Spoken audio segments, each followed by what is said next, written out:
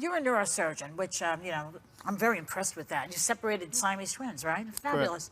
But I know also you're a scientist, and yet I was reading that you don't believe in evolution. Okay, now wait, before you go any further, what I want to say to you is, don't take this wrong, Mrs. Carson, I'm not asking for a date. But how do you feel about taking a trip to the Museum of Natural History with me? We could do like a little walkthrough and have a discussion about it. Believe me, I would be happy to do that. I can have a very in-depth discussion with you. I've had discussions with Nobel laureates on this, and they have to admit that, well, we don't know everything. You know, the fact of the matter... What do you make of that fact that they just dug up some bones 100 million years ago? Let me explain. First of all, evolution, microevolution versus macroevolution are two different things. Oh, this is too in the weeds for us right now. We don't have the time for this conversation. Let's just go on the date. We're talking about natural selection when we're talking about microevolution.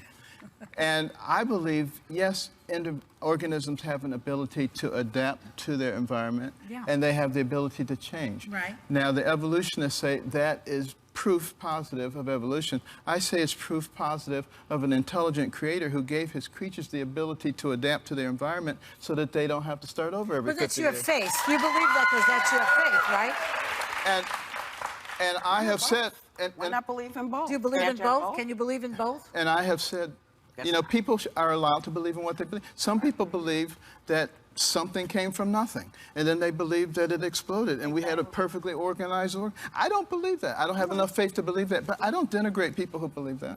I've always been able to debate any topic and tear down opposing arguments with pinpoint logic. Before you go any further, he literally hasn't said a single word yet. Taking a trip to the Museum of Natural History. She wants to take a trip to the museum because then she doesn't have to do all that bothersome thinking and discussing issues and arguing. All she wants to do is walk around and point her fingers.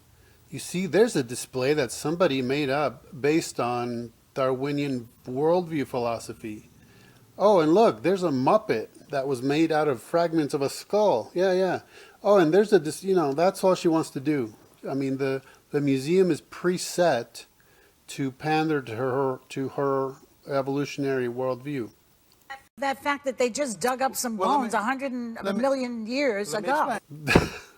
She literally has absolutely no clue what she's talking about, but she knows if she says the word millions of years, that's supposed to mean something. I mean, the utter cluelessness is really stunning as much as it is expected. This is too in the weeds for us right now. Weeds, okay? This is less than 1 minute after she, by golly, confronted him with the issue. Less than 1 minute in, she's done. She is absolutely tapped out. And weeds, defining the term evolution, that's not the weeds. That's like a desert region way before you get anywhere near weeds. Because ultimately, when the issue of evolution is brought up, the first thing you should say is, well, what do you mean when you say evolution? And that's what Carson is doing. He's making sure to define terms. Your faith. You believe that because that's your faith, right? So that's his faith. But see, she wants to go to the church of her faith, which is the museum, the Unnatural History Museum. And that way, that's like a temple of her faith. That's where she can just say, here's the stained glass window, in effect, of my worldview. I mean, it's really astonishing how basically what happens is Americans are indoctrinated into evolution, Darwinian evolution, atheistic evolution, for a minimum of 12 years. And unless you get into that field thereafter, you'll never think about it again. You'll never look it up again.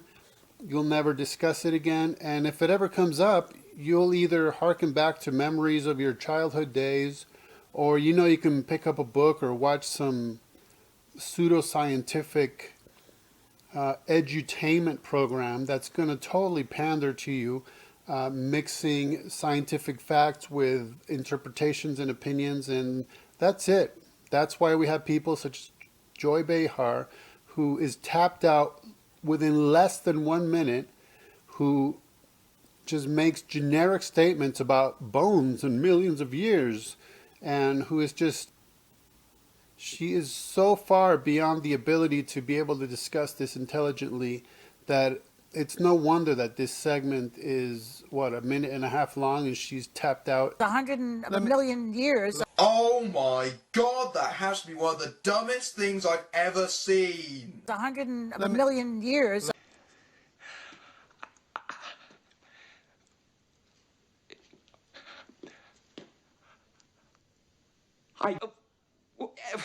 No, that's, um,